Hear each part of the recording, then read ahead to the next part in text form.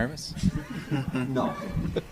Where's your answer? Dennis Beckham, let the ball on! Dennis Beckham! Dennis Beckham! Dennis Beckham! Dennis Beckham! Oh! Oh, no! Oh, yes! He missed it. Welcome to the Suffering from Joy podcast. My name's Devin. It's a special weekend. I'm not great at musical toning, but a tradition unlike any other, getting our asses kicked in the Pacific Northwest. Vancouver Whitecaps 5. Could have been worse. Austin FC 1. Probably lucky to have that one. We're going to talk about the game and probably try to find some other things to definitely talk about besides that, but we'll go through it first, and then we'll go into full banter mode. Joining me today, after his stint off, I hope you're nice and refreshed from your paid time off, Brad. How you feeling? You know, vacation was great. I was in a really great mood coming home and traveled all over the place, and then had a great day watching the Masters yesterday, and then decided to watch Austin FC, which was probably a mistake, and I should have known better. You really should have, but they gave you hope this year, and that was kind of on them. But have you had a pimento sandwich yet? No, I'm not a huge fan of pimento, believe it or not. I have been to the Masters, and actually the best thing on the menu is the barbecue sandwich to me. It's quite delicious for $3 right now. It used to be $2, I think, but now it's $3. Inflation, man. Inflation. Yeah, The chicken biscuit is also pretty good. Yeah. I'm also anti-pimento, but as we just heard from Seth, who knows everything, Seth, how you feeling? I mean, I am a semi-good Jew and decided to go to a Passover Seder that started in the middle of this match yesterday. And I think learning about plagues in the murders of firstborns is probably more pleasant than watching this full match. Yeah, we did not apparently paint lamb's blood over our doorways and got our shit rocked. I would argue a plague hit the team yesterday. Yeah. Different kind. Yeah, I mean, it's just a question of like how you want to be able to express these things, and then just put things in context that, like, okay, maybe 5 goals ain't that bad, and everything is kind of okay. If I told you at the beginning of the season that we would give up 8 goals through our first 8 matches and had 13 points, I think all of us would have taken that. Yeah, and I'm going to kind of paint this optimistically as we go through, but it wasn't a good day or a fun game to watch. Also with us, Scott, how you feeling? I'm feeling pretty good. It's a beautiful morning in Austin, Texas, and it's fun to talk about small sample sizes with this team after yesterday. Yeah, I want to talk about the lineup in a second, but we usually start with you doing a little tactical evaluation. And I looked at the game, and I think what we did wrong was everything. Do you have a different viewpoint here? Yeah, I think kind of like the big picture to talk about is what is Austin's plan to try to score goals? Because there doesn't seem to be one. And as we see, I called Nico Mr. Stick to the Plan, because that's what he's done with the lineup over and over again. And it's not working. And he needs to do something different. And his something different yesterday was playing Julio Cascante, and we found out that different was also worse. So it's kind of like the big picture question. The other problem is that, like, Vancouver's really good, and like they have a coach who really knows what they're doing and a team who really knows how to play. And unfortunately, Brian White is better than any striker Austin FC has ever had, and possibly better player than Austin FC's ever had. Yeah, I was a little impressed. I don't think I've seen MLS player just stroke finish easy chances like that, or like hit some difficult ones, or just look like a lethal level striker like that before. And he's on a TAM deal. TAM. You know what? Is Brian White going to make the U.S. World Cup roster next year? Oh, strikers are a fickle bunch, Seth. Especially as soon as you toss them into the U.S. player pool. Yeah. I mean, he was on the 23-man roster for Nations League. Like, this isn't that crazy. Let's not overreact to a game on turf. I'm just saying. I was going to say that the World Cup is going to be played on mostly grass fields that are replacing turf. That will probably be more similar to that carpet. Yeah. And not even just turf, like that was bad looking turf. Like watching it on TV, like it looked like it was a straight like office putting green sod that they put down that just like was not conducive to doing anything. The league players and coaches in the league widely paint it as the worst playing surface in the league. And it's not even remotely close. And we're acting like it's the only turf surface. It's not. It's just it happens to be much, much worse because they use a different type of turf than they use in Portland, Seattle, and Atlanta, and a few other places. And it's widely regarded as just one of the worst, or the worst, rather, in the league. Yeah, at first I tried to like retune my TV, and then I was just like, oh, no. Pulled it up on a laptop, and I was like, oh, actually, this is just terrible. Because I remember it being terrible, but I think we normally play like at night under the lights, and in like daylight, it somehow looked even worse. Yeah. But, I mean, I wish we could blame the roof was closed last night, but because of the way the roof is at BC Place, none of you guys have been to BC Place before, right? No. So like BC Place's roof is sort of translucent, so like you could have some light come through it, but there's not actually windows through it. There's just sort of slits through it. So that's how you could see the sun on the pitch, even though the roof was closed yesterday. It's a very odd venue. Very centrally located, but like odd venue. Well, it looked like shit, and I really wish we could blame the turf for that performance, but we can't. No, we could have played. That match could have been a Q2. That match could have been at the Bernabeu. We would have lost no matter what last year. Yeah. All right, let's talk about the lineup. Any surprises for anyone? I was kind of fine with Julio starting. You know, we got some injury news with Ilie being out in the middle of the week, so nobody expected him in, but this is about what I expected us to roll out. Yeah, I think it's what I expected. I still don't think it's... Oh, the Svatak decision was a little interesting to me. I do have a problem with breaking up a back line that hasn't been giving up goals. Why would you do that? The identity of this team has been defense first all season long.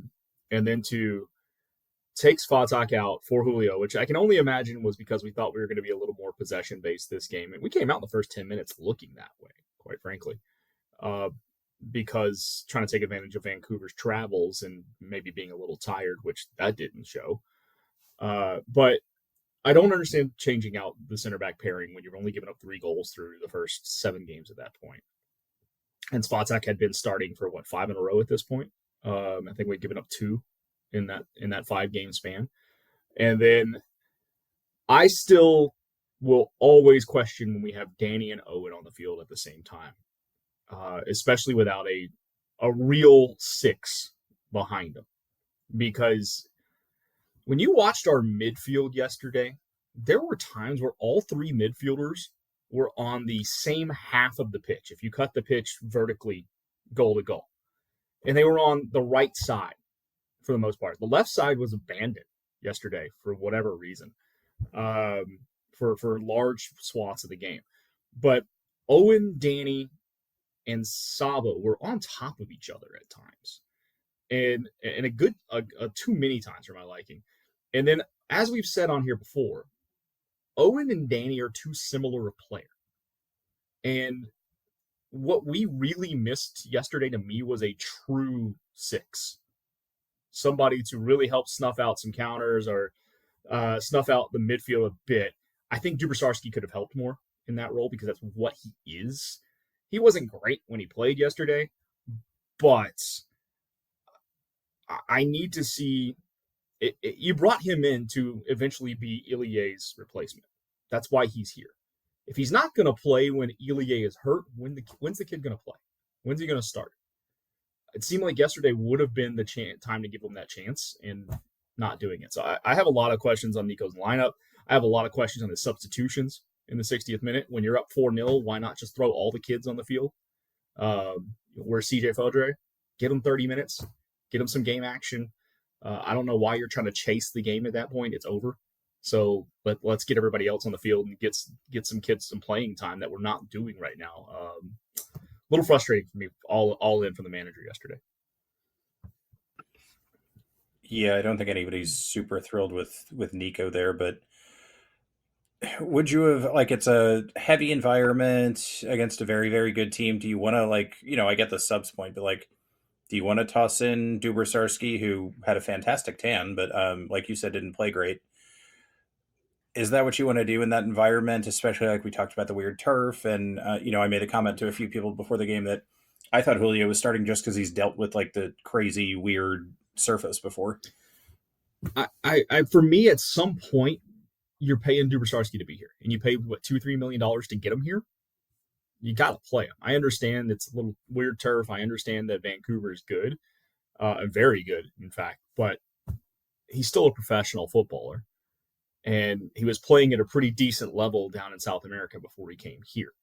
So put him on the damn field. If he's not worth what we're paying him or what we paid for him, then we need to figure something else out. Yeah, Seth, any thoughts on the lineup? Sorry, just in a little shock at whatever Liverpool just did there. But yeah, no, I mean, I'm not opposed to it, but like we get to the point here. Why were we playing Bukhari on the left again? Like, why? Like we have enough sample size, we have enough evidence, we have enough data. We know that this isn't working. Why are we doing things consistently that are not working? I don't get it. Yeah, the other big complaint to me, and Scott kind of touched on it too, we don't seem to have a backup plan if somebody locks off Owen when we're trying to hit that release ball or hit a counter. This is the second 2+ games in a row that, and it's not a hard thing to do, lock one guy off, but we need somebody else who can drive and deliver the ball or something, advance the ball.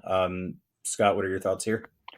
Yeah, I think that kind of goes back to the point of having a true six, of like kind of like inverting like that midfield triangle of if we can have Owen and Sabovic playing in front of a six, like that kind of inherently just gives you more passing options to get it forward, which we've kind of seen before, especially in the one game we scored multiple goals in San Diego. I think the biggest question for Nico moving forward is what does your attacking four look like? Because I don't know that Vasquez and Zuni fit, or at least fit in the way that they're trying to use them right now. And going back to what Brad was talking about on the right side, like at some point we need to do some kind of attacking down the left, and that is not Biru. And as long as like Biru's out there, like I don't understand how that lineup is expected to advance the ball forward and score goals when you don't have anybody on the left who's going to actually get to the outside and try to get one in. Like there was a graphic that Apple TV kept showing about where Vancouver's attacks were coming from, and in the first half it was 2/3 or 3/4, something like that, were entirely coming down the right side. And so if you're and I think some of that was because they intentionally wanted to target crossing against Julio and Gallagher on the other side. But at the same time, like if they're consistently able to attack down one side, you need to do something to stop that. And if Bukhari's not going to stop them doing it, then you swap them. Put Bukhari on the right where he should be. Put Owen on the left. Let him tuck in, which has worked, and then try to get Biru to come forward on an overlap. And we just keep seeing these decisions by Nico that don't make sense and that don't work. And you just have to really wonder, like, what's going on midweek during like the training sessions that he sees looking at like the All-22 to where he thinks that like this is suddenly going to change, because it's not. I really like the idea of taking off either Danny or Owen and going with more of a two-man midfield and trying to play, somebody more as a left winger, whether that's CJ or it's Jimmy time or whatever we want to do. I think makes more sense because you're going to allow Zuni and Vasquez to drop deep to link up the play and actually force the back line to move to deal with them, which is something that both of them can be effective at. And I think is going to be a much better use of them than both of them just hang out, both playing as like true strikers up top as nines, which I don't think there's space to work. The other thing that I want to get back to, we had mentioned about how Austin was playing down the right side a lot yesterday in the first half. And then Seth made the point and Scott made the point. Buka's on the left. Why are you playing away from one of your DPs? If you're going to insist on playing on the right side, if that's where we saw there was weakness from Vancouver, why do you not have the guy who can beat one-on-ones down the right side, who's a natural right winger playing over there? Just so many questions from yesterday that I don't understand. And that Scott just said it, that continually pop their head up.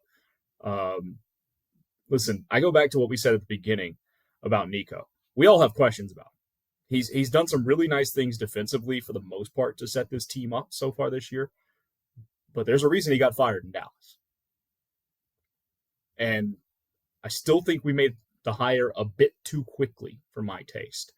The one thing I'm happy about with this is that if it doesn't work out, if we continue to see these struggles, he is on a short contract. It won't be tough to get rid of him if need be.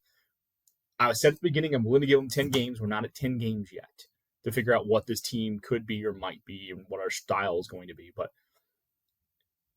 the temperature has to be ratcheting up quickly. That shit's got to get figured out. We've only scored more than one goal once all season long, and it was on the counterattack game against San Diego. And if we're not going to be the defensive team that we're supposed to be, that we have been yesterday, if we're not going to do what we do in all year yesterday, then what the hell is this team? Because Nico said in the press conference post-game that if we don't play with 120% effort, we're an average team. No, sir. We have to play with 120% effort to be an average team right now. That's what we've shown throughout the year. Yeah, I mean, going back to like... Yeah, I was going to say, or we have to come up with a strategy that is clear and coherent to mitigate for the fact that we are still an average team, especially like this team without Ilya Sanchez, without Mikkel Dessler, I mean, without Svatak by our own choosing. But like this team is still with 3 open senior roster spots. This team has the potential to be an above average MLS team. We are just not quite there yet. And I don't see us getting there this window. And probably not this year, but as long as we can get to a point where we can at least be decent. I'm looking at the schedule ahead. We have the Galaxy at home and Houston away. Those teams played a miserable 1-1 draw yesterday. Like, if we can't get at least 4, if not 6 points out of that, that is, look at May that's coming up. 8-9 matches. Woo! We got to take care of business in the next 2 weeks, and there better be some fires lit under people. So, Brad, I'm with you there. Yeah, I mean, we talked about it kind of at the beginning of the season too. Like, we have a fairly light start to the season. Let's bank some points while we can and get the hard ones while we're developing into a better team. The scary thing for me yesterday was kind of twofold. I semi-jokingly said it was everything, but it was everything. I have no idea what we're doing on offense still. There were a couple of games like San Diego, right? Like, we could all see what the game plan was, but even if our game plan is like hit it to your playmaker and get lucky, we're not hitting it to our playmaker, like you guys said. And defensively, that was by far the worst we've looked all season. We talked multiple episodes about how this has looked like a cohesive unit and not, just individual guys running around. That was totally out the window. You can see it on, I think it's Brian White's second or third goal, where everybody else is sort of in a line and hindsight drops deep and nobody knows what the fuck's going on and, who else is doing whatever. But yeah, it's time for concern, and I think we can turn this into a positive. But Scott, kind of general thoughts here. Yeah, going back to like the defensive structure. So I looked this up. So on FootMob, it has us as at 9.9 XG against on the season. Anybody want to guess what the total XG for Vancouver was last night? It was around 5. It was 4.8. Yeah, which is an insane number to give up. 1 and 2, that like I think the hope here is that this is a complete outlier, because statistically speaking it is. And at the same time, like, we're still seeing the same problems of not being able to score. So that mitigates the, like, going back to the effort thing. Like, we have to give 120% of effort on defense because we know we can't put a crooked number on the board. And we know that as soon as we give up more than 1 goal, we're done. And you could tell that from the body language and the playing last night. Like, the big question for Nico at this point to me is like, and I wish Eric Goodman would have asked this, but does he think the team quit last night? Because it looked to me like the team quit on him. And that's a big question going forward, especially against 2 teams that they should beat the next 2 weeks. Of if, after having faced adversity, if Nico can actually get them playing the way that we've seen before, or if this is just a trend of like, oh, the wheels have fallen off now. So we were talking about the standings, and Seth mentioned the upcoming schedule. I just looked at the schedule. I looked at both of those, and there's 2 interesting things that pop out to me. One, on the schedule, Seth mentioned we got to bank some points in the next 2 games, and here's why. In May, you get Minnesota twice, good soccer team. We got to go to Cincinnati. Atlanta comes here, and Atlanta's grab bag, but they can score. We got to play Vancouver again. Got to play Salt Lake, and then we go to San Diego. Like, find the guaranteed points in there in May. because I don't see them. RSL and home against Atlanta are probably the two best options. But then as we lament our team's inability to score, I look at one other side. It's obviously not full goal scored, but how many teams in the West right now have a positive goal differential? Do you guys know this? Out of 15. So Vancouver Whitecaps. I think Devin hit it right on the head. It's 5. Yeah. And one of them is San Jose with 8 points, or with 9 points on the season. 10 points on the season. Or 10, sorry, yes. Yeah, I'm pulling it up here. I mean, it's kind of crazy that even after yesterday's disaster, like we're still in 5th place. Obviously, it's very early in the MLS season. Yeah. But it's like, it is a very interesting table right now. I mean, it looks like we have 11 competitive-ish sides, but I actually wouldn't even say RSL is a competitive-ish side. They've been very good at home, and they've been utter shit away. So, like, we look at this, and Seattle will figure their stuff out. I think St. Louis has a decent chance of figuring their stuff out. But you have 4 bad teams in this West right now, so that means 9 teams competing for 11 playoff spots. Welcome to the 2020. Reverse of that, but yeah. What's that? Yeah, Reverse 11 of teams that, but yeah. Yeah. 11 teams competing for, yeah, you're right. Yes, you're correct. But yes, it is still, or competing for 8 playoff spots of the play-in game. Obviously, the key goal is to avoid that, but we will see how that all comes together. Yeah, and I mean, I think it's talk about goal scoring as a problem, and it clearly is. Are we needing to maneuver around having Uzuni and Vasquez on the field at the same time? Because that does not seem to be working at all. Is that the way we're playing with them? Is that fixable? I think they could play together. What I think they need is something we've only kind of tried when it was with Uzuni out on international duty. But somebody like a Diego Rubio playing behind them, I think could unlock a lot for the attack right now. It would force Uzuni and Vasquez to get off of being on top of each other. Because part of their problem is they're within a 5 or 6 yard space all the time, and they need to spread out a little more. I think we would benefit with Uzuni playing a little more wide, and he either needs to take on that 10 role that Owen's been kind of playing, Uzuni does, or we need to bring in someone like a Rubio to take over that to help distribute from the middle to unlock both of those. It's one of those 2 options to me. But we can't just keep doing what we're doing. No. What we're doing is not working. No, I think we need to play like kind of that offset. I don't really care which one does it, like kind of 1-1 forward position, but actually have width. Yeah. And whatever the fuck we're doing with Bukhari right now is not that. Yeah, like to me, like the obvious way to line this team up is to put Bukhari on the right, have Uzuni and Vasquez up top with space behind them to be able to drop deep if they need to and play off of each other, and instead of them being passed, instead of playing to them, we need to play through them. Essentially, is kind of the thing, because we need to try to get them on the ball more. I think one of the bad signs for this team is that Vasquez is always consistently the player with the least touches. And for somebody who's so good on the ball and can do so much in the attacking third, like we have to get him on the ball more. And you want to talk about the chances being missed, but if you haven't touched the ball for 20 minutes and you suddenly get the chance, like that's less likely to go in. You have to include him more. You have to figure out ways to get him the ball more in spaces where he can just play with it. And I think the way to do that is you have to take off one of the midfielders, or you need to play somebody exclusively more on the left to give them space. And I'm not sure this roster is set up to do that, is the biggest problem. Are you suggesting that we should get our DPs the ball? I know this is a complicated formula, but it 100% is, because even like quote unquote genius coaches like don't understand that like the way to make your team better is to make sure that your best players are on the ball more. I mean, that's a problem that a lot of coaches have had, but it seems so basic, but also like sometimes the solutions are the most basic ones. Yeah. Well, I mean, one of the best moves we had all day yesterday was Bukhari cutting in on the left early in the match. like laying off the pass to Beerdo, right?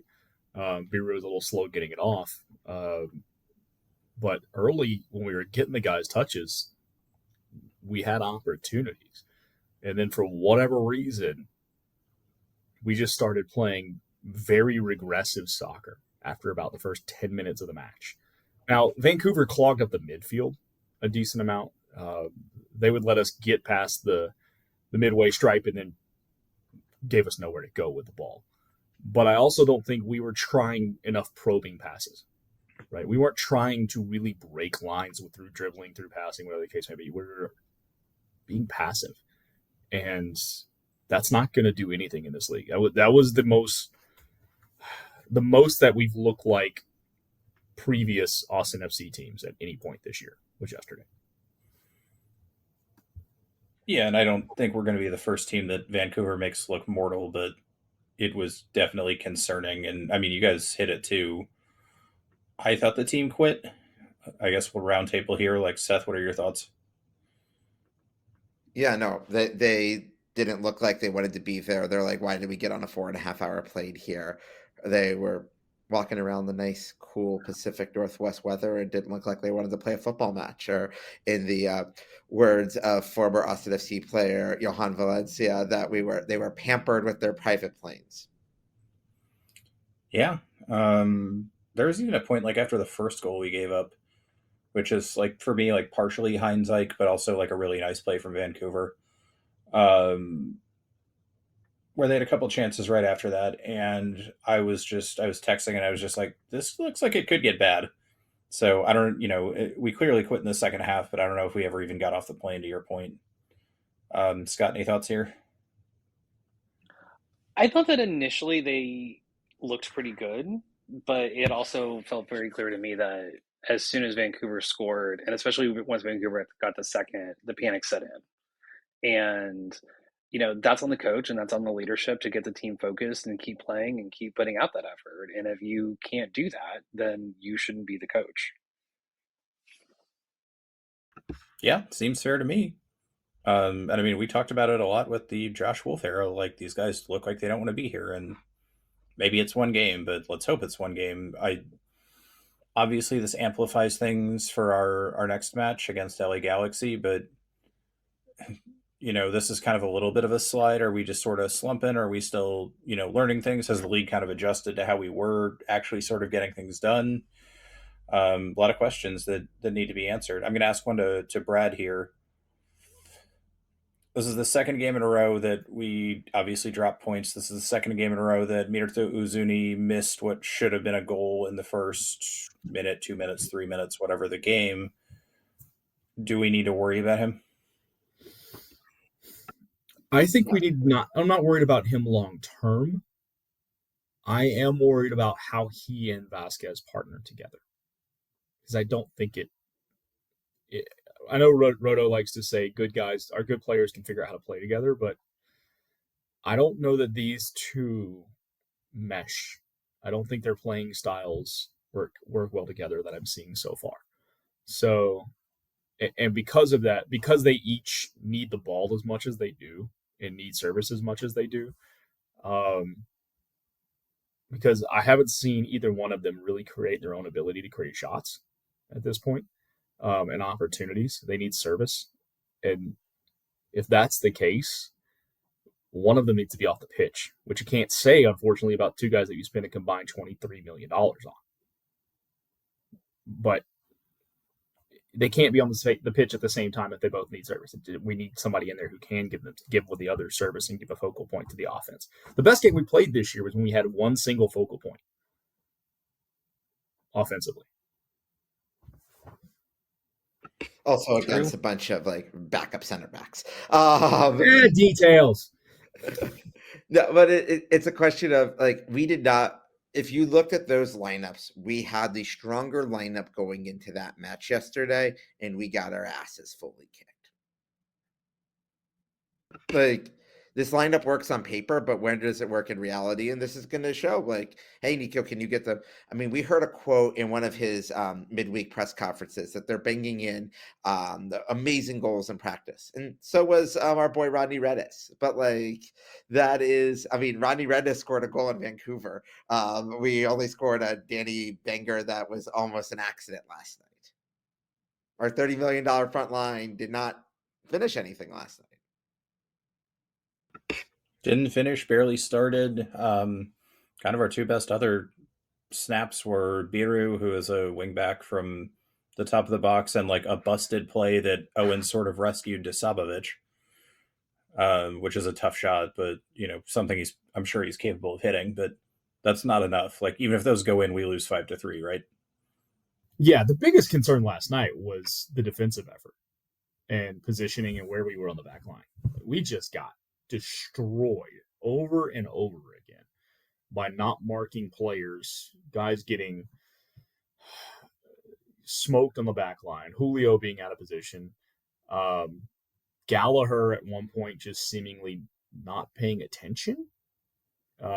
It was the most abysmal effort defensively we've had in quite a long time.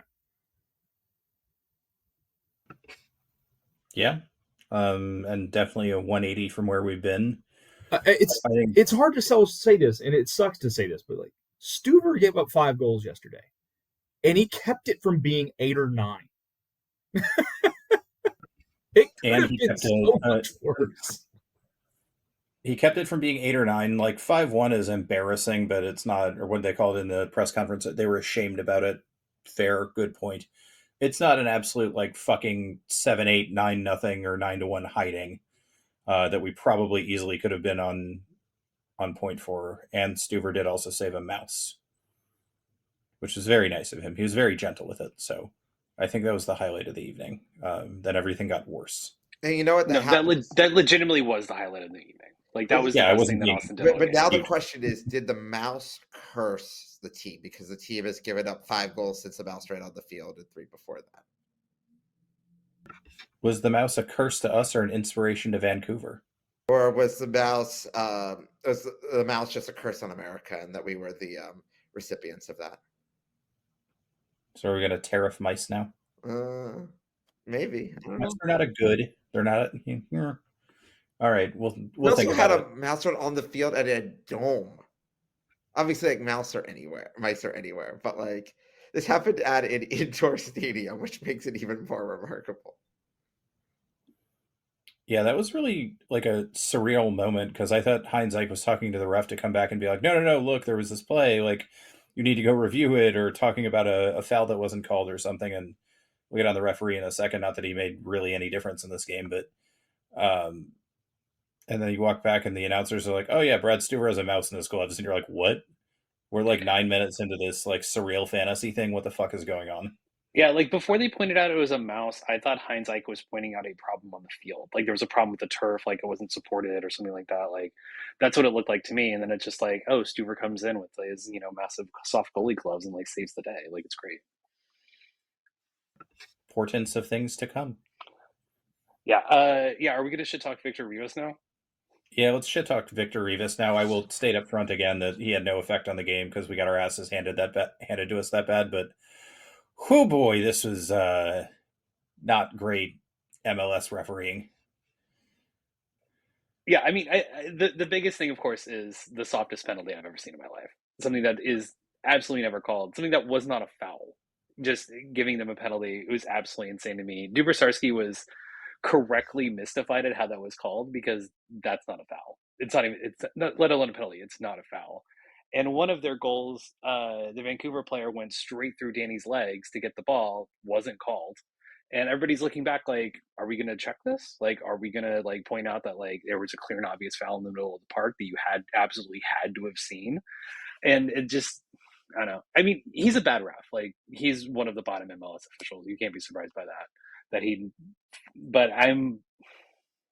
I guess I'm mystified that he was that fucking bad and the announcers never even said anything about it. How dare you insult the MLS 2023 Ref of the Year? Well, I'm sorry, wasn't Drew Fisher 2024? Yeah, like that's the whole point here, Scott. And Ted is Uncle was that 22. this league, I mean, yes, obviously we did a lot of work to support the refs union strike and everything else, and we know it can get worse because we've seen it get worse. But like, God, golly, can we pay for decent officials? Oh, wait a minute, England hasn't figured that out. Oh, wait a minute, I don't think Germany hasn't figured it out. Like, it's not that difficult to ref a match, but apparently it is. I just don't understand what the point of VAR is. Like, that's what I was going to ask. Like, what is the point of having VAR if they're not going to be like, hey, you need to call back because this isn't a foul, or hey, you need to call back because he clearly went through this guy's legs. Like, if you're going to have it, use it, and they don't use it, and they don't use it correctly. Yeah, Brad. Point of order. I'm going to go back to last year. VAR is a conspiracy against Austin because it's located in Arlington. And until a call actually goes our way, and I don't remember the last time a VAR call went our way, I'm going to hold to this. Is it Arlington or Frisco? It's in Arlington. It's Arlington. Yeah. It's in the Arlington basement. I would love for this vision of it like being on a Six Flags ride, because sometimes that's the experience we get while we're watching. Honestly, if you've ever been to the Metroplex, Frisco and Arlington aren't really that close. Like, that's actually a long distance. Like, if you live in Arlington, you're not commuting to Frisco. For sure. But Frisco's second team plays where? Arlington. It goes all the way to the bottom or the top, or however we're doing this. Absolutely. Open your eyes, sheeple. Yeah, but I really don't get this on VAR. Like, the penalty's a fucking joke. Scott, you're saying you've never seen a penalty like that. You should watch more Arsenal Football Club, because that happened to them like a week ago on something that was way less of a penalty than that. But yeah, the like tugging on corners thing, like you said, it's not even a foul. Like, not even adding the like tugging on corners is allowed on corners shit. It's just not a foul. He doesn't touch him. Like, White tries to run him over and he just sort of moves. Like, it's not like he was like grappling and like, rugby tackled him to the ground or anything. He's just there. I will say that's probably the most ridiculous MLS penalty I've seen. And when you look at some of the stuff we didn't get the week before, you're kind of like, well, what the fuck are the rules? And, old baseball terminology, right? Like, is an inch outside a strike or a ball. If you call it a strike all day, fine, it's a strike, but just be fucking consistent. And then like the Danny thing, I don't know how VAR looks. Like, VAR must have like fucked off because the game was already over at that point, because that is so obviously a foul.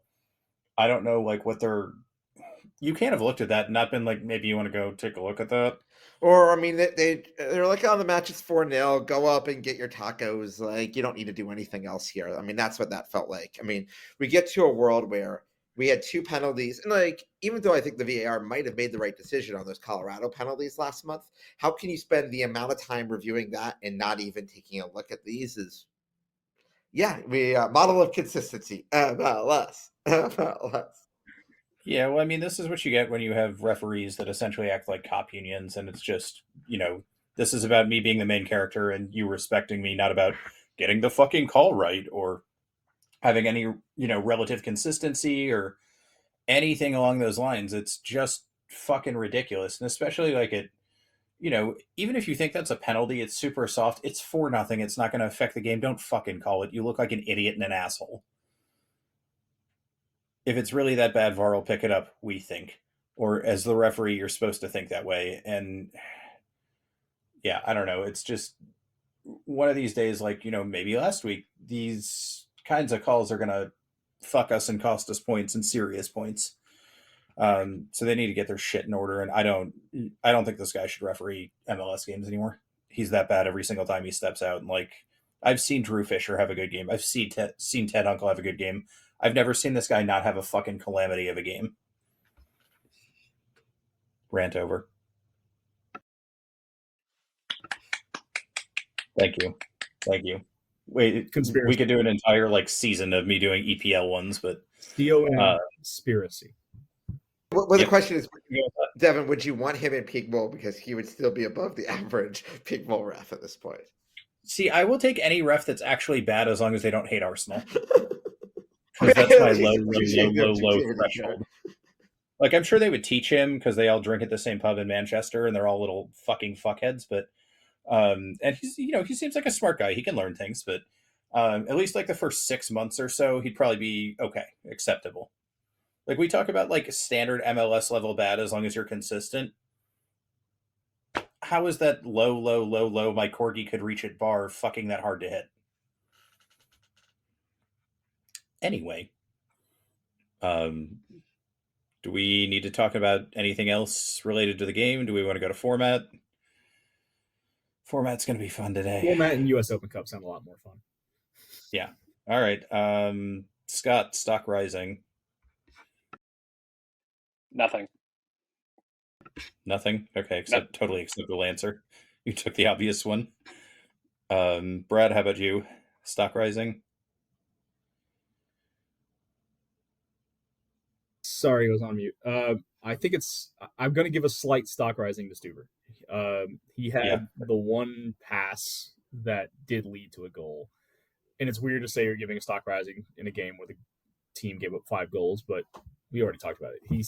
He had a PK save. He had a few other saves that stopped it from being 8 or 9. And I would argue 4 of the goals were not on him. The one pass that he made that started the counter, I'll give him some of the blame there, but the other 4 were just shambolic defending. Yeah, and I think I probably would have been even more heated about that penalty give if he didn't ball don't lie it. I guess my stock rising goes to Brian White. Yeah, okay, fair enough. Like, I mean, we are Americans here. We do like seeing American strikers do well. We don't like them doing well against our team. But like the amount of some of that is on our defending, but the amount of space that he consistently had last night is something I have never seen in an MLS match before. Even Messi doesn't get that much space. Like how do we not like prepare a game plan around this? I don't understand, but like he was everywhere and he could have scored 7 or 8 goals against an average keeper in MLS last night. Yeah, and he had some very tidy finishes too. It wasn't like tap in. No. Like it was, hey, I found my space and I'm going to hit this. I don't know if we want to talk about XG on it, but not like a high, like sure thing shot. And he's pretty confident in them too. So good. My stock rising is Declan Rice because Arsenal Football Club had not scored a direct free kick. Technically, they scored one against PSG, but it was kind of like a giant fuck mess since 2021. And Declan pulls out 2 of the best free kicks you will ever see against Real Madrid. The second one being probably the most unsavable free kick I've ever seen. Yeah, so I'm going to stick with the little bits of joy we had because there was a lot of suffering that we already talked about. Stock falling. Lots of choices here. Seth, you want to go first? Yeah, there's again so many places to start. I'm going to start with one who, like, I was reviewing all of the FOTMob, Flash Score, G Plus stats of this game, and somehow they listed John Gallagher as our highest performer. But G Plus is a offensive stat, and yes, he did create a few offensive opportunities, but like his defensive performance, especially on the second goal, that's one of the most out of position, like not true, like when passing out of the back goes wrong type things that I've seen. Like, how are you acres off your man? Like, it's one thing to be like, oh, I missed him by a yard or 2. You can't miss a guy like Brian White by 10 yards. Like, where was his defending? And I cannot wait to have Michael Dessler back. I mean, I like Gallagher as a player. Again, this is not like I don't want to see this, but like there's a reason why he is a super sub on this team, not a starter when we are at full strength. Yeah, this reminds me of watching like some early days Man City a couple of years ago when Holland first came over, and you would see teams put like 8 guys below the top of the box line, and Holland is still standing with like nobody within 15 yards of him. You're like, how the fuck did you do that? Like, even just randomness, you couldn't possibly leave him alone that much.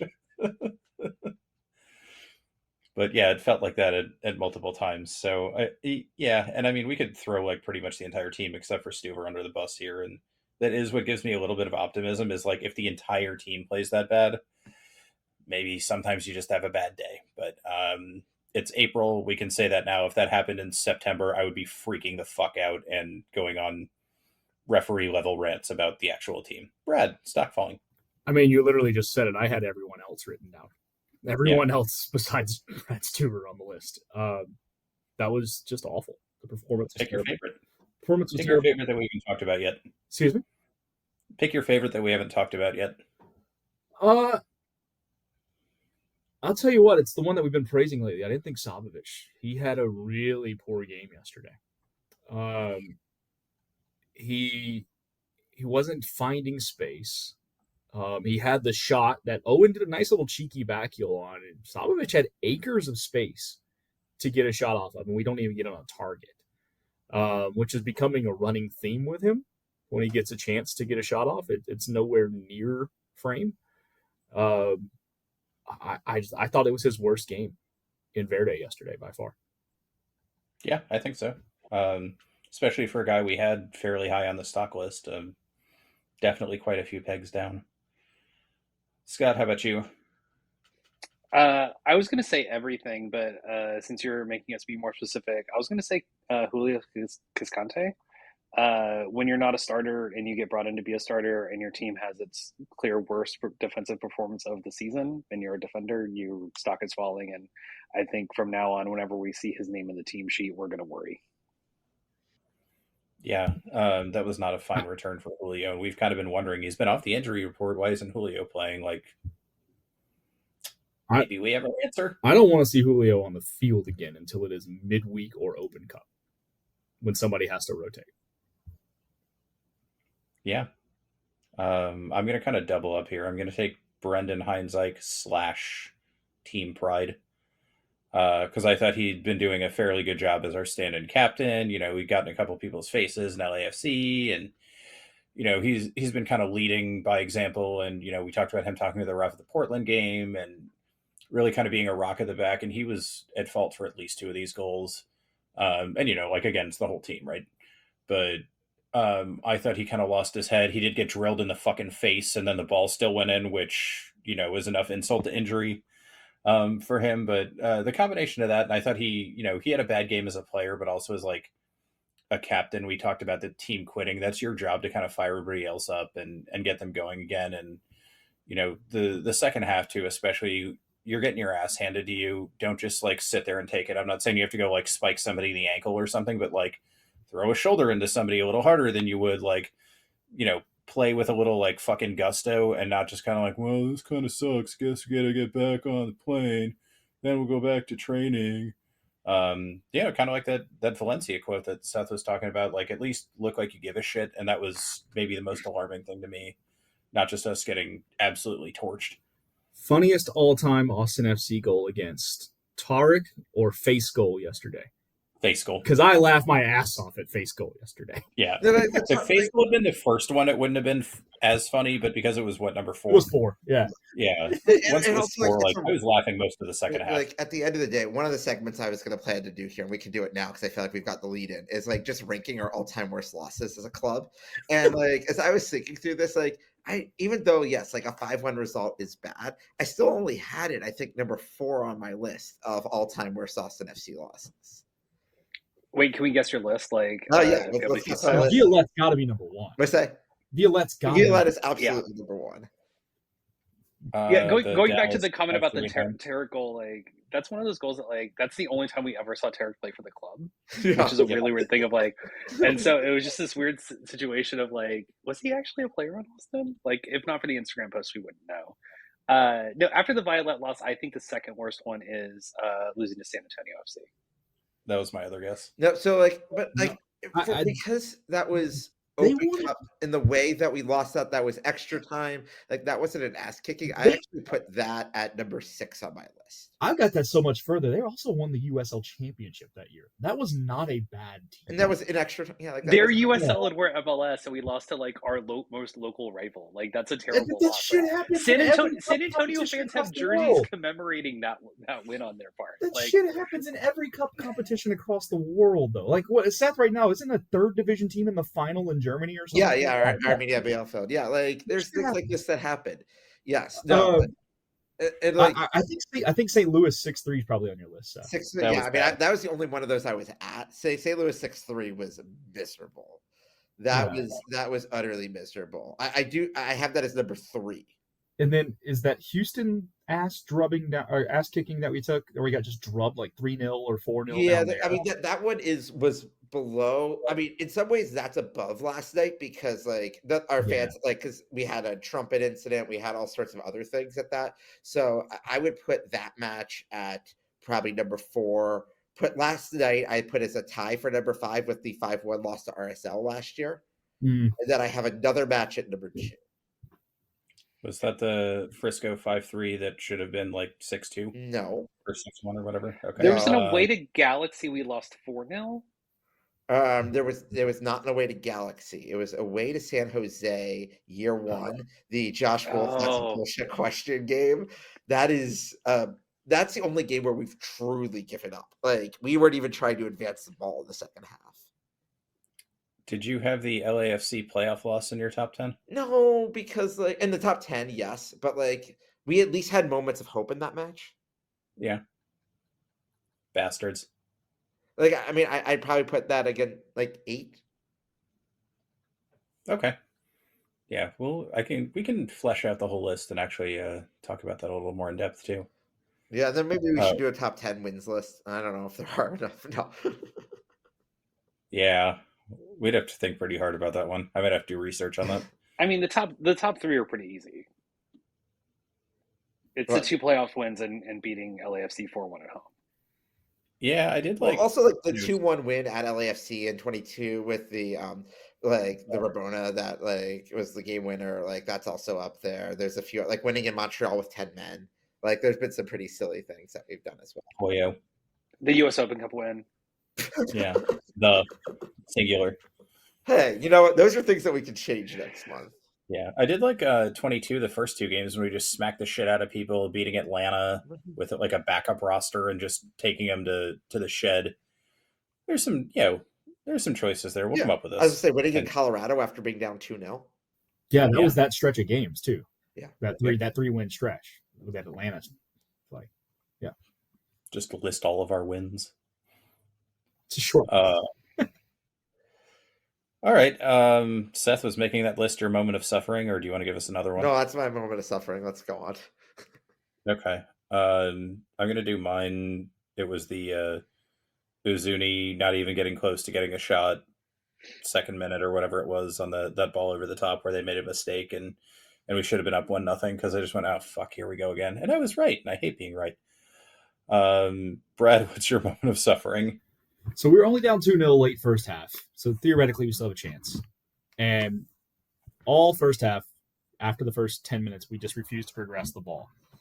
And there was one person seemingly interested in trying to dribble through lines who did so successfully, and it was Julio Cascante in the 43rd minute. That was depressing when your center back is the only guy that's interested in trying to dribble the ball through the field, through the midfield. So that was mine. Yeah. I remember looking at that being like, this is not great. Scott, how about you? I mean, it's sort of, I mean, how do you even start to pick suffering when your team goes down a goal and then another goal, and then in the second half they quit on you, or they quit on themselves, really? I think actually the thing that I thought was the most suffering was watching Nico's press conference. And as much as he can use words to try to atone for the performance and talk about, that was time to be ashamed, we'll come back, and blah, blah, blah. Like, I don't know that I believe that he has the solutions. And I think that's a bigger problem of suffering is this idea that, like, okay, we're just going to have to watch this shit week in and week out of, like, we either hold a team to no goals or we lose. And that's, a really tough thing to think about, like, this early in the season, because we still have, 20 some odd more of these. But if you watch FC Dallas for the last year and a half, that's how they played. It wasn't too far off of what we saw in the first several matches this year, which was Dallas was living on margins, playing low-scoring matches. I mean, I agree with that. I think some of the thing with Dallas was that they suffered a lot of, like, very key injuries, which I thought made a little bit more of a difference. But the biggest issue is that, like, Nico can really organize, like, the back seven really well. He also is really bad at organizing the front three. And at some point, like, you need to figure out what that looks like, or else, we're going to win 1-0 or lose. Yeah. Boy, I missed the games where we just saw the first goal and went, well, that's it. That's the game. Because there were 5 more of those for them. Do we want to talk about Danny's goal real quick? Do our one little highlight. Great shot. Looks like it's going to knuckle. Never does. Keepers just sort of mystified it. Danny continues his only scores bangers phenomenon. Yeah. I missed it. I had run upstairs to go do something, and I was like, "Oh, we scored!" I wish Danny. I wish Danny was in the position Savovich gets into, in terms of like the ball getting laid off to him at the top of the box. I think he would actually get those on goal. Yeah. Well, that was the one nice thing that happened, other than saving the mouse. Yeah, I just wish it had been the 1-0 winner, but beggars can't be choosers. The thing about Danny is when he scores, they're typically really high level, high difficulty goals. When you think about the few times he's put one in, I mean, he had last night, he had the banger in Charlotte, that was the winner. That flying kind of coming in from central midfield goal in Houston was not easy, coming off the cross because the ball is a little behind him. He's only had 1 or 2 others, but most of the time when he scores, it's not the easiest touch. So No. yeah. Which one was the hang it in the Louvre goal? That was the Houston goal. Okay. All right. Let's talk about more cheerful things now that we've done our obligation to our listeners. Seth, tell us about curling. Curling. So there have been a number of scandals in the World Curling Championships last week where the Chinese, those darn cheats, did not follow curling etiquette. And now there is demand for VAR in curling. So I saw some bit about how they were quote unquote cheating in curling, and I really want to know how you cheat in curling. It is, you get to the point of like curling is a gentleman's game of respect. You're supposed to drink first and foremost and then admit your errors. And they made an error and did not report it. And that impacted the results of the match. Oh, wow. So it's an honor thing. Mm-hmm. Okay. Isn't that like we have golf, which is the Scottish summer sport, and we have curling, which is the Scottish winter sport. And as we go through this, those are both games of honor that we know that most awful people cheat at. Yeah.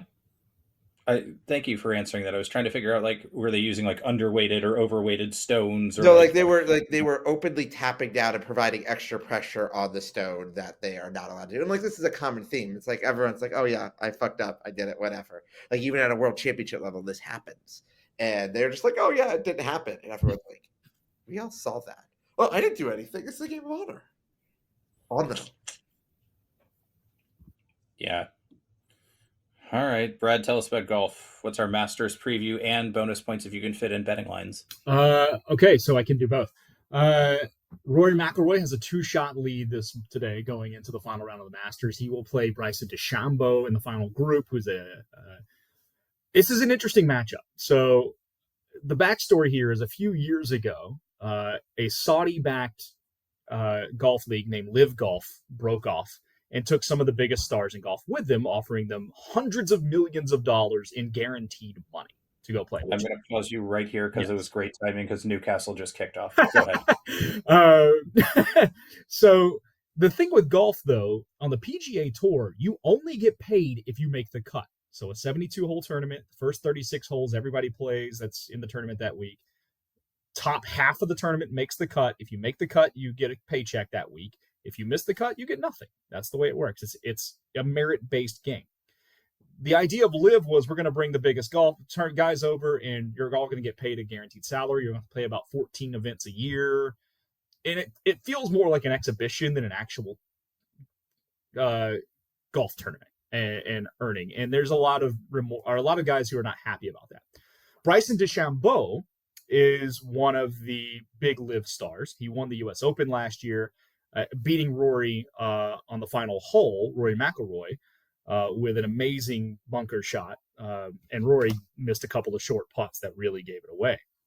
Now, Rory McIlroy has been the flag bearer of the PGA Tour since the Live breakoff.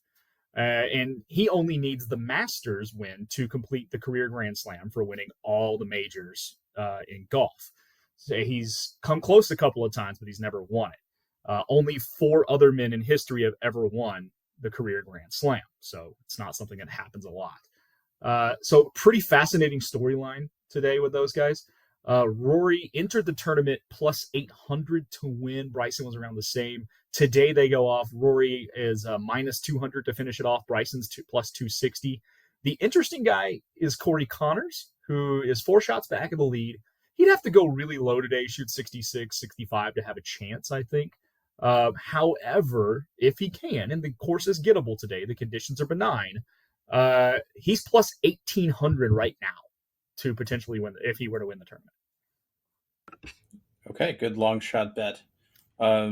Bryson also has a bit of this, let's call it a Cristiano Ronaldo character about him too.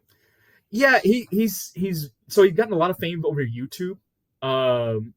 Since going to live, everybody hated him at first because he's got a scientific mind. He has these weird clubs where they're all the same length in the irons. Yeah, Scott's giving me a weird look, but the idea is your swing doesn't change. They just change the loft in the irons, but you get same stance, same length every time. He's a really interesting guy to watch and listen to. He really bulked up about 5 or 6 years ago, where most golfers kind of have this. They're muscular, but they also have some leanness to them and flexibility. Bryson just he's like the Incredible Hulk out there hitting a ball and just swings the club as hard as he can and hits it as far as he possibly can. He's an SMU grad. He still lives up in Dallas. So and people, like I said, really didn't like him at first. And now he's become, in the golf world, people have really gravitated towards him because he has become like a guy that's been more accessible and open. And he does some things on YouTube that are interesting. He has a series called Break 50 where they'll play from the forward tees at a course, and him and some other person will play a scramble together, and they're trying to shoot a 49, which is really hard to do from any tee, no matter what, within a scramble even. So no matter how good you are. So it's pretty interesting. And I think a friend of mine works for CBS Sports. She's at the Masters. She works it every year. And I texted yesterday. I'm like, well, this final pairing is CBS's dream. She goes, you have no idea how excited we are for this. So I'm pretty giddy for the tournament today. It's been a good tournament so far, and hopefully it sets up for an exciting finish this afternoon. Yeah. The way I can tell I was never serious about golf is that I didn't realize all the irons weren't the same length. No, so because that seems like iron, such an obvious thing of like, you'd want the club to always be the same length so your swing didn't change, right? Like that would just make sense, right? No, so the lower the iron, so like a pitching wedge is shorter than a 9 iron, which is shorter than an 8 iron, because the shorter the club, the easier it is to control. But also the less it goes for distance because of lofts and things like that. Okay, Scott, are we going to have to, or Brad and I going to have to take you out to the range when we're in Cincinnati next month? I mean, I'm down to go to the range. That sounds fun. Is there a Topgolf there, Seth? There's Topgolf. Yeah, there's Topgolf. There's also just like a range like 5 minutes from my parents' house. My dad. Yeah, unless you got a set of lefty clubs, I won't be able to hit. So. Oh yeah, I don't. Yeah, I was gonna say, or you can just go to Topgolf or something else. Yeah. I went to Topgolf. I mean, if you're hitting backwards and I'm just hitting normal, you'll still probably be better than me. Well, no. The thing is, Topgolf uses like really beginner type clubs, and the shafts and everything are not some that I use, so it makes it tough for me to play there. I took my friends last week when they were here for the Final Four, and we had a day to kill and some hours, and I actually came in dead last because I'm just and they never play, but it's just so hard for me to use the clubs there. So Brad's relying on his torpedo bets. Huh? Brad's relying on his torpedo bets. Yeah. Also, also, torpedo bats have always been a thing. Like they were just training bats. I don't understand why that was a big deal. Yeah, I've been to the Louisville factory at Louisville, and they have like a room at the Louisville Slugger factory in Kentucky. And if you go in, you see the transformation of bats that they've every model of bat they've ever made that's been used is in this one room. And so you can ask to hold them. They'll give you white gloves, and you can hold like Ted Williams' bat or Ty Cobb's bat and all kinds of stuff. It's actually pretty cool. By the way, to follow up from last week, I did go back and listen to the episode, even though I wasn't here. You guys way overshot the over-under on drinks on the Riverwalk for our group. I think you said 45. The total was like 15. So yeah, we had a lot of faith in you. I was about to say, but in really good news for our future trip, that Belterra Park in Cincinnati has the flooding has ended, and the park has reopened, and the casino has reopened after a week of being underwater. Degenerate horse gambling, yay! We're gonna have to do some hashtag content around that. other follow-up from last week, we talked a little bit about the Great Chase. About 20, I don't know, like hour and a half after we got off recording, Alexander Ovechkin broke the all-time NHL career goals record, which if you watch hockey at all, nobody ever thought that was getting broken. So a big win for him. The weirdest thing is in the second period of the game, they just stopped it for like half an hour to do this whole presentation, like rolled out a rug onto the ice and shit, like had a whole presentation. Big props to the Islanders fans. When they announced Gary Bettman, the commissioner of the NHL, as is tradition, they booed him. Good. Which happens every year whenever the Stanley Cup is awarded. Even if the home team wins, he comes out and then everybody boos him. So good job, Isles fans. And it was really surreal. And then I was just like, well, I guess like this game doesn't really matter for playoffs or anything. But I couldn't imagine I could totally imagine MLS doing this where like Messi sets some sort of record and they just stop the game in the 58th minute and then just have a concert for like half an hour. It's not unprecedented though. I mean, they did it for Cal Ripken when he broke the streak. Like, he literally took a lap around the outfield in the 5th inning. That game stopped 30 or 40 minutes whenever he broke the consecutive game streak. So yeah, but like wasn't that in April in baseball, right? It's not like right before the playoffs. It was in June, I think. June, okay. Yeah, but still, nothing matters in baseball until Flag Day. Well, but sure. I mean, it's also something that you can like very clearly plan for. Like that makes it a lot easier to do than like when the goals happen and it's spontaneous. What if you're the starting pitcher for the other team? Also, it was in September. It was in September. But what if you're the starting pitcher for the other team and you're getting cold for 30 or 40 minutes? You're still in the game. Like that sucks. Yeah. I mean, I think the Capitals ended up losing like 4-1 or something, so it didn't like affect the Islanders or anything, and they were eliminated. But... Score a goal, Capitals lose. That's about right. Well, I will say, continuing on our hockey theme, people of Vancouver are not excited that the Whitecaps won 5-1 last night. That the Canucks lost in overtime to the Minnesota Wild and were eliminated from Stanley Cup playoffs last night. They were already eliminated. But they were like officially stamped down. They can put all their focus on the Whitecaps and the BC Lions, because it's almost time for CFL, and they're good. It is.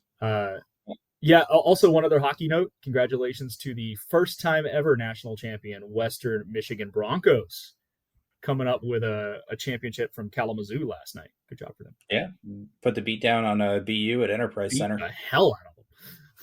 I mean, it's been a great week for the MAC. Western Michigan winning the Frozen Four, Miami University of Ohio winning the National Dodgeball Championship. Like, the MAC is just rising at this point. The MAC did not win the hockey championship. Oh, the MAC does not have a hockey league. I know, but I'm still giving them credit for it. I believe they play in the the WCHA. Yeah, there's no MAC hockey. I'm aware. There's no MAC dodgeball either. But we got to give them credit for something.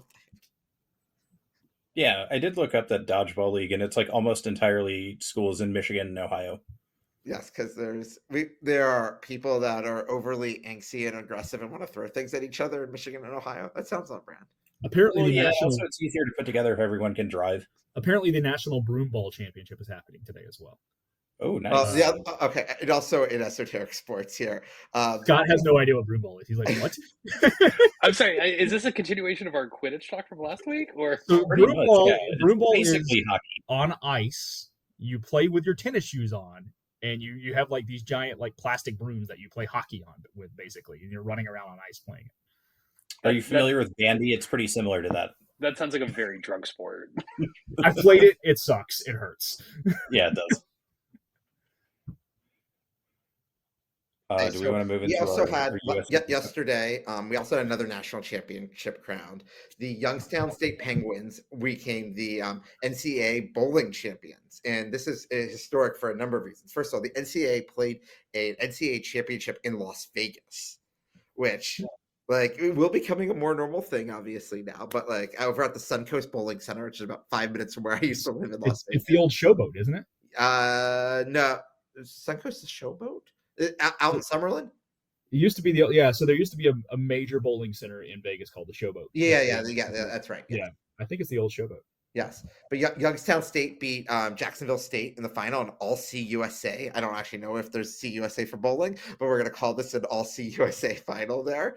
But the Youngstown State beat Nebraska. And Youngstown State fans are all dressed up in penguin costumes and were drinking Miller Lights in their penguin costumes at like a 9 a.m. game. Like, Did they impose an extra tariff on them for being in penguin costumes? What's that? Did they impose an extra tariff on them for being in penguin costumes? Probably. Yeah. So, funny bowling story. College bowling. When I was growing up, I bowled consistently, as you guys well know.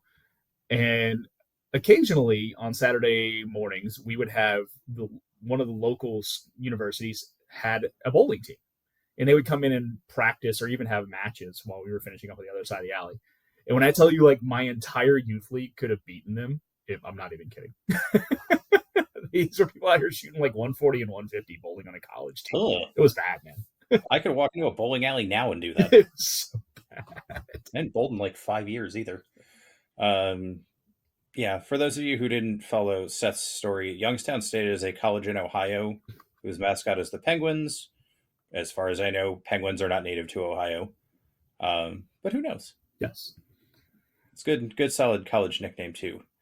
I guess, do we want to move into Seth kind of covered last time a little bit of US Open Cup, but Brad, what are you mostly looking forward to? Yeah, so we got round 3 of the Open Cup. I will say I was traveling for work this week, and in the Boston airport, I saw a Portland Hearts of Pine t-shirt in the wild and talked to the gentleman wearing such awesomeness for quite a bit. And he was like, I can't believe someone actually recognized what this was. So we talked about his upcoming match against Rhode Island for a few minutes. They're playing that one in Lewiston, Maine. So that'll be fun. I think there's a couple of interesting matches. The one that jumps off the page is actually San Antonio SC. They got to go to Union Omaha. Not an easy matchup by any stretch of the imagination. I know Union Omaha is USL League One, but they have a propensity for pulling off upsets in this competition. They beat Des Moines last time out. Des Moines full of retired MLS players. Oakland and Tacoma ought to be pretty interesting as well, because Oakland does have to go to Tacoma, even though Tacoma's MLS Next Pro. Tukwila is not the easiest place to have to go play. And those are the two that really come out. I think Phoenix and Tulsa should be a really good matchup. That's a true USL versus USL match, correct? Yes, FC Tulsa, right. yeah, Phoenix. So that'll be a pretty even match there. And then El Paso and New Mexico, and kind of the local-ish derby match there too. They're playing that game out in New Mexico. That'll be a really fun one. I think they're playing Wednesday night. Yeah, they're playing Wednesday night. Yeah. There's some really good matches this weekend. I'm excited about it. Yeah, so I was also looking at like Las Vegas hosting the Red Wolves, which would be interesting, and then our favorite burrito place is having to travel to Sacramento on Wednesday. So I think Wednesday actually like that last window of kickoffs is actually really interesting. Yeah, late window. Probably gonna have to stay up late Wednesday night to catch everything, but there's some really good stuff late window Wednesday. So I'm curious. I haven't seen. So all the matches are going to be on Paramount Plus. I don't know if we have a Golasso show. I should have texted Mike about that. But I hope that later on in this tournament we do get a Golasso show for some of these big match days, which would be fun. ESPN Plus did that back in the day with Hurricane Seb, so maybe we can get that done. One that's an underrated one is our first match on Tuesday. It starts at 5 p.m. Central Time. Is the Pittsburgh Riverhounds have to go play Columbus Crew 2. The Riverhounds knocked out the Crew in a previous Open Cup in Pittsburgh in front of a sold-out crowd at the Super Scenic Stadium there. I would not be shocked if Crew 2 beat the USL Riverhounds on Tuesday. So that's something definitely to watch as well. We have 20 USL championship teams, and I'll be curious how many of the 16 spots are taken up by them. I think that they might have 14 or 15, which is kind of boring for like the lower teams advancing, but hopefully our burrito shop knocks off Sacramento and goes from there. Yeah, and if you're not paying attention to Open Cup, this is the week, if you're an Austin fan, if you haven't paid attention yet, this is the week to really start paying attention, because coming out of this round, we will face one of these teams coming out of this round. So we don't know who that will be yet. Draw's been a little weird this year geographically, but really good chance you're going to see whoever we play if you watch all the matches. But if you pay attention to like the El Paso, New Mexico match, if you pay attention to the San Antonio Omaha match, Tulsa, you're Phoenix. probably going to. Excuse me, what was the other one, Seth? Tulsa, Phoenix, I would definitely watch. I would watch Colorado Springs, one Knoxville, Vegas, Chattanooga. And remember, because we have a really weird thing in this year's Open Cup draw of Portland and San Jose are the only two Pacific time zone MLS teams in it. So we might end up playing teams from California coming to Q2. We think the draw is going to be at noon on Thursday. For the third round draw, they did not publicize the pots ahead of time. So you just sort of waited to see who was in your pot, and then you have a 50% chance of getting whoever is in your pot. We do know that the match will be at home. We also don't know if they're doing a draw to the fifth round or if there's going to be another fifth round draw before this. The US Open Cup is not great about this type of transparency. I mean, at least we knew the format before it started. Fair. I mean, to be fair, there's only like a few thousand of us like sickos who really are paying attention to it right now. Like, well, so when I mentioned the aforementioned Portland Hearts of Pine guy at the airport, when I said, yeah, there's a decent amount of us in a group that talk about Open Cup and watch it whenever it's on YouTube. He couldn't believe it. He's like, holy crap, there's that kind of community out there. But yeah, it's pretty disgusting, man. I can't lie to you. But we'll sit here and watch it all and talk about every match going on. Deep sickos content. look, that's our niche, though. Yeah, I liked it better when it was on YouTube and I could just send it to random people and be like, hey, are you looking for something to watch? Throw this on. Like Paramount, like I get it's better for the competition if it's on Paramount, but it's a little more fun to be like, hey, do you want to watch this dodgy stream of a bunch of people who are nominally professional soccer players playing at a high school football stadium? I mean, I also think Paramount's done a pretty good job of like grabbing up U.S. soccer rights outside of MLS in terms of like being like a one-stop for stuff like that in a way that I think is really smart from a business perspective. What's an AV Alta FC? AV Alta is the new team out in Lancaster, California. They are in USL League One. Okay. And they actually have a pretty good base out there. I mean, Lancaster is, unlike the town in Pennsylvania, it's a majority Latino area. There's a lot of local soccer players there. That should be a nice pipeline and should be a fun atmosphere out there for hosting Orange County. I would not be surprised to see them win. All right. They also beat LAFC 2 in the last round, so that's always a good thing. Oh, I love them already. They're great. Yeah, good. Still behind the burrito people, but that always helps your standing with us. Yeah, I was about to say we've got. I'm trying to think other fun things we haven't mentioned. FC Naples, another new USL League One team, is hosting the Tampa Bay Rowdies down in Southwest Florida. Westchester FC's and all four brand new USL League One teams made it through to this round, which is kind of cool. So yeah, it's Naples, Westchester FC, Portland Hearts of Pine, and I just missed who was the other one. Oh yeah, and AV Alta. Seth, I think the next time, if we ever all make a trip out to San Jose for a match, we need to detour into San Francisco to go to El Forlito and actually have a burrito. Oh, absolutely. Is it great? Yeah. 100%. If decision day matters, we will all be there for burritos. So then we can take Caltrain down, and it's only 59 minutes on the express train now. Beautiful. Do we know if they sell merch inside the burrito shop? I believe so. Okay, good. I feel like a poser ordering it, but like if I can actually go to El Farolito and pick some up, it's kind of like going to a Buc-ee's. That's how you know it's legit. Scott, did you have any other insane, weird, random sports news for us, or do we want to go ahead and wrap? We could wrap, but I mean, our last thought to think about is what a Buc-ee's SC logo would look like, and if they could, and how far along they'd get in the U.S. Open Cup, because they have the money to do it. There's enough of a traffic jam at every single one of those 24/7 that they have the money to sponsor a pretty good team. Yeah, but which Buc-ee's? That's the problem. Yeah, I think question for the listeners is which Buc-ee's would be the funniest. Yeah, we'll put that in there.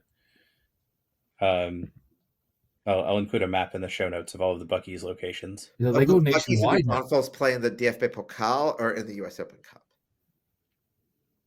Wait, sorry, what was But it? the Buc-ee's and New Braunfels play in the DFB Pokal or in the U.S. Open Cup? The U.S. Open Cup because it's too far to fly. Hey, Although I would love like I mean, hey, it's still closer than the Tahiti teams and the Réunion teams competing in the Coupe de France. yes. Scott, the funniest answer, by the way, to which Buc-ee's is the Buc-ee's on 290 on the way to Houston that is like the size of a regular gas station. And That's the one I was thinking not a of. giant Oh Buc-ee's. yeah, no, that's perfect. Yeah, that's Yeah. the answer. Yeah, But now, I like- never take 290 to Houston. I always go to the South Side, so I've never seen that one. Yeah, it's my so a friend of mine who first time he came here, we were driving back off 290 and he saw it, and all he got told about from people from Texas before he came here was Buc-ee's. That's the only Buc-ee's he ever saw. So he gave people just crap constantly. 10 out of 10, no notes. Like, I've also just like not like I obviously know that Buc-ee's has been expanding, but like the amount of states that Buc-ee's is now, like there's a Buc-ee's in Colorado now. They're in Alabama. There's They're 4 in Alabama. There's there's 2 in Kentucky. There's even 1 in Missouri, like in Springfield. There's I'm sorry, and where? yeah, I know. No, it wasn't. No, he Missouri, pronounced it's it Springfield. correctly. That's why I was it's going to say, once Missouri. you added in Springfield, I think you're correct. Yeah, but- no, I noticed that. I would have said Missouri if I was saying St. Louis. No, but that's in Missouri at that point. Then there's 2 in Tennessee. There's 1 in South Carolina. They now even have Tesla superchargers. What is this? Yeah, isn't there like the biggest one in like Florida or something? Daytona Beach, yeah. That's accurate. God, that feels so accurate. And like I think they're expanding into the Midwest. They are just like going they are growing fast. And you know what? Good for them, except that their owners are terrible people. They're going to finally displace Quick Trip as kings of Midwestern gas stations. Yeah, but they're opening up one in Rockingham, Virginia. Like they're targeting a lot of the NASCAR tracks, which sort of makes sense. Okay. Yeah, Nice. they're opening up one in Oh, they're gonna go compete with Wawa and Sheetz in Pennsylvania. Oh Oh, gosh, Sheetz is solid. We had that in North Carolina. yeah. Yeah. When they start competing with the come and go, I'll be really worried. Yeah. All right. We'll leave it to you, listeners.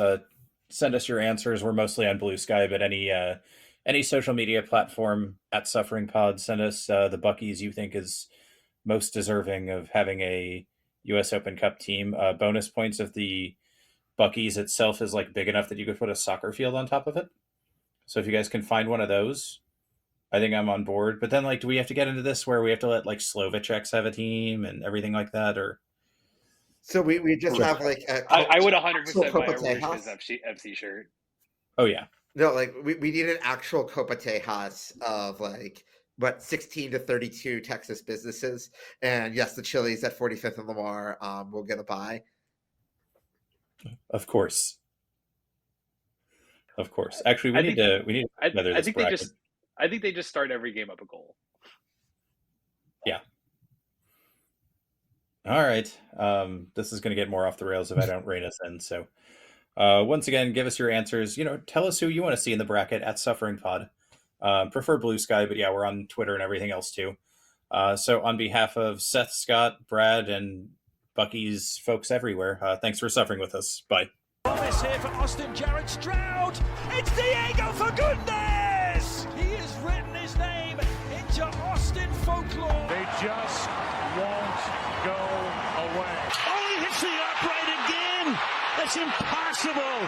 The Bears' season's going to end on a double doink. Altidore squares it. Dempsey's missed it.